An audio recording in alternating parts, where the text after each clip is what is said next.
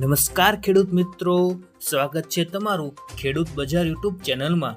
મિત્રો, આજે આપણે તમામ માર્કેટિંગ યાર્ડના તાજા કપાસના ભાવની વાત કરીશું, તેથી વિડીયોને છેલ્લે સુધી જોતા રહેજો।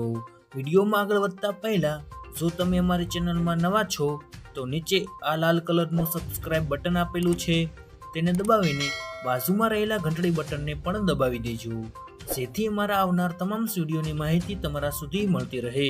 તો ચાલો શરૂ કરીએ આજનો આ વિડીયો।